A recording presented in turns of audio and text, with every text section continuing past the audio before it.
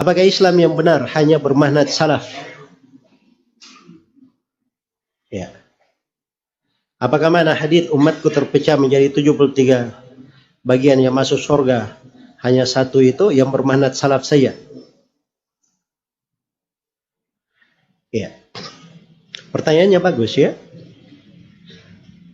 Cuman kadang di masa sekarang jenis pertanyaan ini ya bisa dibawa atau bisa mengesankan hal-hal tertentu. Ya, seakan-akan klaim sebagian orang saya bahwa hanya dia yang benar, hanya dia yang masuk surga, semuanya masuk neraka. Itu kan bahasa-bahasa yang paling banyak disebarkan sekarang ini. Salafi ini mau menang sendiri saya.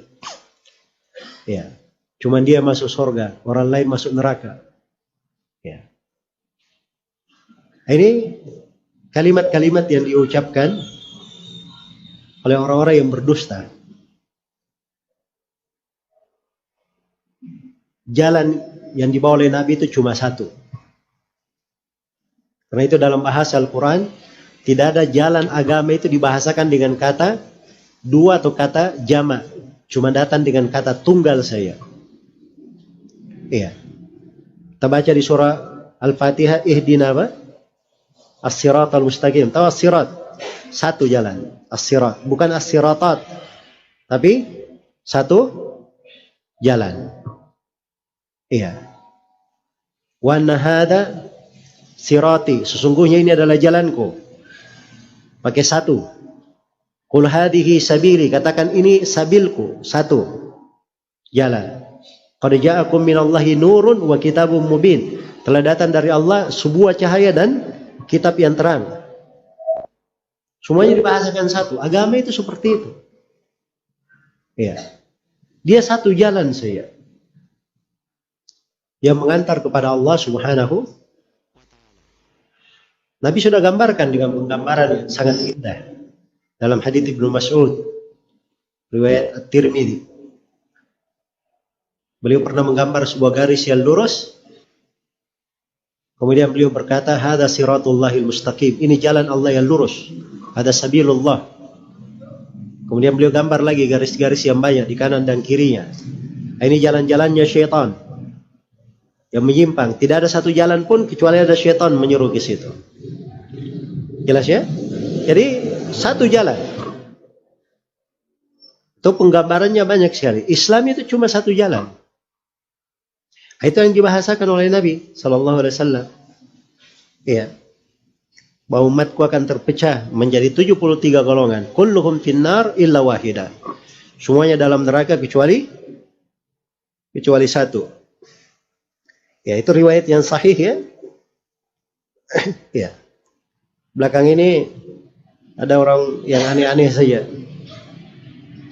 Ya.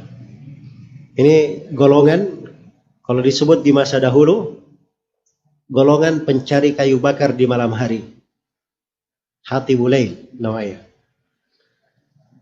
Tahu pencari kayu bakar di malam hari? Dia karena malam hari yang dia cari kayu bakar. Tidak melihat, tidak bawa apa-apa. Jadi modal dia cuma meraba-raba saja.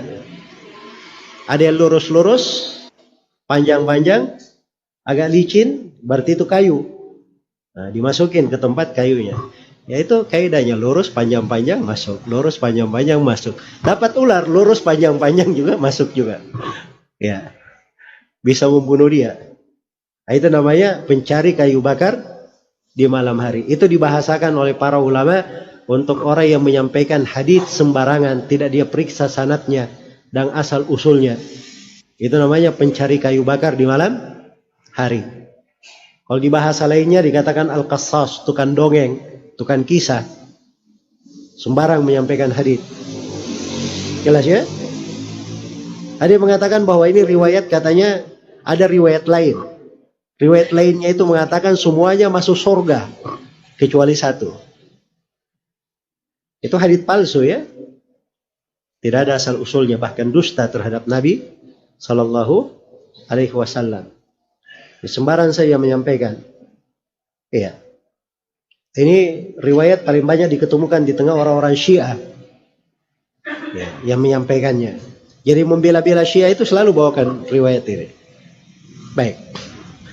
Jadi haditsnya yang sahih, ya, Nabi SAW bersabda semuanya dalam neraka kecuali satu. Nabi terangkan siapa satu itu. Satu itu tidak diterangkan orangnya, siapa orangnya, tapi diterangkan sifatnya. Karena itu tidak mungkin dijadikan hadits ini sebagai klaim untuk sebagian orang. Ya, ini salafi saja masuk surga. Berarti si fulan saja ini yang mengaku salafi masuk surga. Dia mengaku dirinya di atas jalan salaf pun belum tentu dia masuk surga. Tidak ada yang menjaminnya masuk surga. Jelas ya? Tapi Nabi memberikan pengabaran bagaimana jalan keselamatan. Orang yang selamat itu cuman satu saja, satu golongan. Apa sifatnya? Humul jamaah. Mereka adalah berada di atas prinsip al-jamaah. Apa prinsip al-jamaah itu? Datang dalam sebagian riwayat, ala mithli ma ana alaihi wa ashabi. Orang-orang yang berada